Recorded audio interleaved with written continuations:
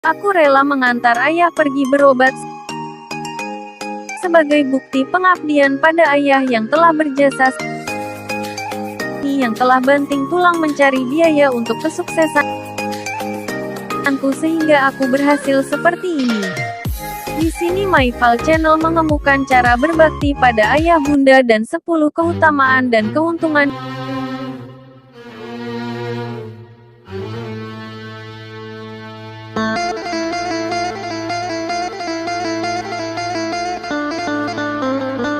Bapak dan Ibu, Ayah dan Bunda, Abi dan Umi, Papa dan Mama merupakan kedua orang tua yang sangat berjasa dan berperan atas diri kita. Di tangan mereka, dari sebelum lahir sampai saat ini, kita selalu dirawat, diperhatikan, dilindungi dan bahagiakan. Tanpa mengharap balas budi dari kita, mereka dengan tulus dan ikhlas membesarkan kita, mendidik kita agar menjadi orang yang berguna bagi agama, bangsa dan negara. Doa selalu mereka panjatkan untuk kita. Kerja keras mereka lakukan agar dapat memberikan makan dan kebutuhan kepada kita. Tiada keluh kesah. Mereka melakukan itu semua dengan bahagia. Jika berkaca pada perjuangan kedua orang tua dalam membesarkan kita, sudah selayaknya kita berbuat baik dan berbakti terhadap kedua orang tua atau dalam Islam sering disebut birrul walidain. Mereka sudah selayaknya mendapatkan kebaikan dan penghormatan dari anaknya. Mengenai hal tersebut Islam sangat perhatian, sebagaimana ditegaskan dalam firman Allah yang berbunyi, "Dan kami perintahkan kepada manusia, berbuat baik, terhadap kedua orang tuanya. Ibunya telah mengandungnya dalam keadaan lemah yang bertambah, bahkan menyusukan pula selama kurang lebih 2 tahun. Maka dari itu bersyukurlah kepadaku dan kepada kedua orang tuamu. Hanya kepadaku sajalah tempat kamu kembali." Kurung buka, Luqman 31:15. Ada beberapa kewajiban yang dilakukan oleh anak semasa kedua orang tua masih hidup, yaitu mentaati semua perintahnya. Dengan catatan perintah tersebut tidak bertentangan dengan perintah Allah SWT. Hukum mentaati kedua orang tua adalah wajib atas setiap muslim dan haram hukumnya mendurhakai keduanya. Tidak diperbolehkan sedikit pun mendurhakai dan menyakiti mereka berdua. Oleh karena itu, seorang muslim tidak boleh mendurhakai apa saja yang diperintahkan oleh kedua orang tua. Allah berfirman, "Kami perintahkan kepada manusia supaya berbuat baik kepada 2 orang ibu bapaknya." Al-Ahqaf 46:15. Kita juga diwajibkan menghindari perkataan kasar dan nada tinggi agar tidak menyakiti hati orang tua. Sebab ridho Allah adalah ridho orang tua, dan murka Allah adalah murka orang tua. Sebagaimana dalam hadits Rasulullah bersabda, "Ridho Allah ada pada ridho kedua orang tua dan kemurkaan Allah ada pada kemurkaan orang tua." Tirmidzi, Ibnu Hibban, Hakim. Selain berbuat baik, seorang anak bisa berbakti kepada orang tua dengan cara mendoakannya dengan kebaikan-kebaikan yang melimpah. Dalam satu hadits, Rasulullah bersabda, "Apabila manusia meninggal dunia maka terputuslah amalnya kecuali karena 3 hal, yaitu sedekah jariyah, ilmu bermanfaat, atau anak solih yang mendoakannya." Muslim 1631. Perintah berbakti kepada orang tua tersebut tentu diikuti dengan banyak keutamaan bagi muslim yang melaksanakannya karena dalam Islam berbakti kepada kedua orang tua memiliki kedudukan yang mulia. Banyak keterangan dari Al-Quran dan hadis-hadis Nabi Shallallahu Alaihi Wasallam menunjukkan keutamaan berbakti kepada kedua orang tua. Di antaranya adalah 1. Amalan paling dicintai Allah. Dalam suatu hadits sahih yang diriwayatkan sahabat Ibnu Mas'ud radhiyallahu anhu, Nabi Shallallahu Alaihi Wasallam menyebutkan bahwa berbuat baik kepada kedua orang tua sebagai salah satu amalan yang paling dicintai oleh Allah. Aku bertanya kepada Rasulullah Shallallahu Alaihi Wasallam, amalan apakah yang paling dicintai oleh Allah? Rasul menjawab, salat pada awal waktunya. Kemudian apa lagi? Nabi menjawab lagi, berbakti kepada kedua orang tua. Aku bertanya kembali, kemudian apa lagi? Kemudian jihad fisabilillah. Ibnu Mas'ud mengatakan, beliau terus menyampaikan kepadaku amalan yang paling dicintai oleh Allah. Andaikan aku meminta tambahan, maka beliau akan menambahkan kepadaku. Bukhari, Muslim, Ahmad, dan Nasai. Umur panjang dan kemudahan rizki bagi anak yang berbakti kepada kedua orang tua. Anak yang senantiasa berbuat baik dan berbakti kepada kedua orang tuanya akan memperoleh keberkahan hidup berupa umur panjang dan kemudahan rezeki. Dari Anas bin Malik radhiyallahu anhu, Rasulullah shallallahu alaihi wasallam bersabda, siapa yang ingin dipanjangkan umurnya dan ditambahkan rezekinya, maka hendaknya ia berbakti kepada kedua orang tuanya dan menyambung silaturahim kekerabatan. Ahmad. 1. Pintu surga yang pertengahan. Kedua orang tua merupakan salah satu pintu surga, bahkan pintu surga yang paling pertengahan. Abu Abdurrahman As-Sulami meriwayatkan dari Abu Darda, seorang pria mendatangi beliau mengatakan, saya memiliki seorang istri, namun ibuku menyuruhku untuk mentalaknya. Abu Darda mengatakan, aku mendengar Rasulullah Shallallahu alaihi wasallam bersabda, orang tua merupakan pintu surga paling pertengahan. Jika engkau mampu maka tetapilah atau jagalah pintu tersebut. Ahmad, Tirmidzi, Ibnu Majah, dan Ibnu Hibban. Disahihkan Syekh Al-Albani dan Syekh Al-Arnaud. 2. Ridha Allah tergantung ridha kedua orang tua. Bakti seorang anak kepada kedua orang tuanya akan mengundang ridha kedua orang tua kepada anak. Sementara ridha kedua orang tua terhadap anak merupakan penentu seorang anak mendapat ridha Allah Subhanahu wa Ta'ala.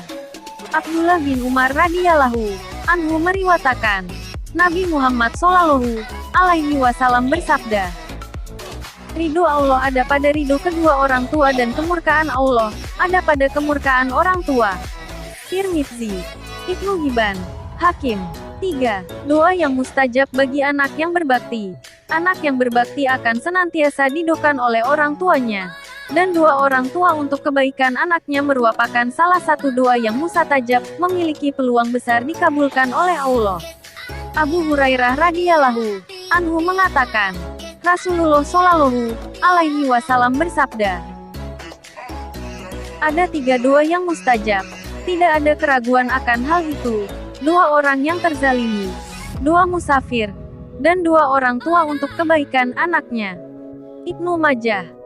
4. Sebab dikabulkannya taubat. Berbuat baik atau berbakti kepada kedua orang tua atau kepada salah satu dari keduanya merupakan salah satu sebab dikabulkannya taubat. Ibnu Umar meriwayatkan bahwa seorang pria datang kepada Rasulullah Shallallahu alaihi wasallam. Ia berkata, wahai Rasulullah, saya telah melakukan dosa besar, apakah masih ada taubat untukku? Rasulullah Shallallahu alaihi wasallam bertanya kepadanya, apakah kamu masih memiliki kedua orang tua? Tidak. Apakah kamu memiliki halak saudari ibu? Iya. Kalau begitu berbuat baiklah kepadanya. Ahmad, Tirmidzi, dan Ibnu Hibban. Disahihkan oleh Syekh Al-Albani. 5. Amalan di jalan Allah fisabilillah. Berbuat baik dan berbakti kepada kedua orang tua merupakan amalan mulia. Bahkan termasuk amalan di jalan Allah saking agungnya kedudukan orang tua dan besarnya hak mereka untuk mendapatkan bakti dari anak-anaknya. Kewajiban berbakti tidak gugur meskipun orang tua berbeda keyakinan dengan anaknya, selama tidak mengajak mengingkari Allah sebagaimana firman Allah. Dan Tuhanmu telah memerintahkan supaya kamu jangan menyembah selain Dia dan hendaklah kamu berbuat baik pada ibu bapamu dengan sebaik-baiknya. Jika salah seorang di antara keduanya atau kedua-duanya sampai berumur lanjut dalam pemeliharaanmu, maka sekali-kali janganlah kamu mengatakan kepada keduanya perkataan, "Ah," dan janganlah kamu membentak mereka dan ucapkanlah kepada mereka perkataan yang mulia. Oleh karena itu, mari manfaatkan kesempatan meraih kebaikan dan kemuliaan dengan berbakti kepada orang tua kita. Islam tidak hanya mengatur hubungan manusia dengan Allah, hablum minallah, namun juga mengatur hubungan manusia dengan sesama manusia, hablum minanas. Hablum minanas yang pertama dan paling utama bagi setiap muslim adalah berbakti kepada orang tua. Berikut ini 10 keutamaan berbakti kepada orang tua berdasarkan hadis-hadis sahih. 1. Amal yang paling utama. Berbakti kepada kedua orang tua merupakan salah satu amal yang paling utama. Dari Abdullah bin Mas'ud radhiyallahu anhu, ia berkata, "Aku pernah bertanya kepada Rasulullah Shallallahu alaihi wasallam, amalan apa yang paling dicintai Allah?" Beliau menjawab, "Salat pada waktunya." Aku melanjutkan, "Kemudian apa?" Beliau menjawab, "Berbakti kepada kedua orang tua." Lalu aku bertanya lagi, "Kemudian apa?" Beliau menjawab, "Berjihad di jalan Allah." Al-Bukhari dan Muslim. 2. Bernilai jihad. Berbakti kepada orang tua senilai dengan jihad fisabilillah. Sehingga pada beberapa hadits, beliau menganjurkan orang yang akan berjihad untuk berbakti kepada kedua orang tua. Dari Abdullah bin Asyia berkata, seorang laki-laki datang kepada Nabi Shallallahu alaihi wasallam lalu meminta kepada beliau untuk berjihad. Maka beliau bersabda, "Apakah kedua orang tuamu masih hidup?" Ia menjawab, "Ya." Beliau pun bersabda, "Maka bersungguh-sungguhlah dalam berbakti kepada keduanya." Al-Bukhari dan Muslim. 3. Berpahala hijrah. Berbakti kepada orang tua juga bernilai hijrah. Ada seseorang yang berniat berhijrah ke Madinah. Lalu Rasulullah memerintahkannya untuk tetap di negerinya dalam rangka berbakti kepada kedua orang tua. Seorang laki-laki datang kepada Rasulullah Shallallahu alaihi wasallam lalu berkata, "Saya berbayat kepadamu untuk berhijrah dan berjihad. Aku mengharapkan pahala dari Allah." Beliau bertanya, "Apakah salah satu orang tuamu masih hidup?" Ia menjawab, "Ya, bahkan keduanya masih hidup." Rasulullah bertanya lagi, "Maka apakah kamu masih akan mencari pahala dari Allah?" Ia menjawab, "Ya." Maka beliau pun bersabda, "Pulanglah kepada kedua orang tuamu lalu berbuat baiklah dalam mempergauli mereka." Kurung buka titik. Muslim. 4. Surga di bawah telapak kaki ibu. Ungkapan surga berada di bawah kaki ibu merupakan ungkapan yang bersumber dari hadits dan menunjukkan betapa luar biasa keutamaan berbakti kepada ibu. Jahimah pernah datang kepada Nabi Shallallahu alaihi wasallam lalu berkata, "Ya Rasulullah Shallallahu alaihi wasallam, aku ingin berperang dan sungguh aku datang untuk meminta pendapatmu." Beliau bertanya, "Apakah engkau masih memiliki ibu?" Ia menjawab, "Ya." Maka beliau pun bersabda, "Tetaplah bersamanya karena sesungguhnya surga ada di kakinya." Ibnu Majah dan An-Nasai. 5. Dipanjangkan umur, ditambah rezeki. Di antara keutamaan berbakti kepada kedua orang tua adalah sama dengan keutamaan silaturahim, yakni dipanjangkan umur dan ditambah rezekinya. Siapa yang ingin dipanjangkan umurnya dan ditambah rezekinya, maka hendaklah ia berbakti kepada kedua orang tuanya dan menyambung silaturahim. Ahmad. 6. Memperoleh ampunan Allah. Berbakti kepada kedua orang tua merupakan salah satu amal yang dengannya Allah mengampuni dosa-dosa seorang hamba. Siapa yang mendapati salah satu dari kedua orang tuanya kemudian ia tidak diampuni, maka Allah telah menjauhkannya dari rahmat. Ahmad. 7. Taat kepada orang tua merupakan bentuk ketaatan kepada Allah. Taat kepada Allah salah satu bentuknya adalah taat kepada orang tua. Durhaka terhadap Allah salah satu bentuknya adalah durhaka kepada orang tua. Tabrani. 8. Keridaan Allah ada pada keridaan orang tua. Rasulullah Shallallahu alaihi wasallam bersabda, "Keridaan Tuhan ada pada keridaan orang tua dan kemurkaan Tuhan ada pada kemurkaan orang tua." Tirmidzi. 9. Bentuk taubat kepada Allah. Dari Ibnu Umar radhiyallahu anhu, ia berkata, seorang laki-laki datang menghadap Nabi lalu berkata, "Sesungguhnya aku telah melakukan satu dosa yang sangat besar. Apakah aku bisa bertaubat?" Beliau balik bertanya, "Apakah engkau masih memiliki ibu?" Ia menjawab, "Tidak." Beliau bertanya lagi, "Apakah engkau masih memiliki bibi, saudari ibu?" Ia menjawab, "Ya." Maka beliau bersabda, "Maka berbaktilah kepadanya." Tirmidzi. 10. Tiket menuju surga. Berbakti kepada kedua orang tua merupakan tiket menuju surga.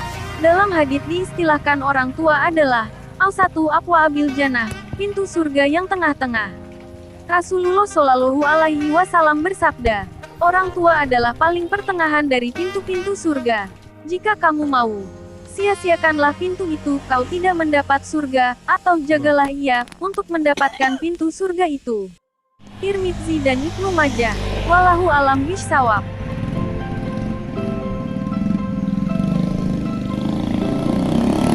Setiap anak wajib hukumnya berbakti kepada kedua orang tua. Hal ini sesuai dengan perintah baik yang ada di dalam Al-Quran maupun hadits. Dalam berinteraksi dengan orang tua, anak harus memperhatikan rambu-rambu etika yang disebut adab.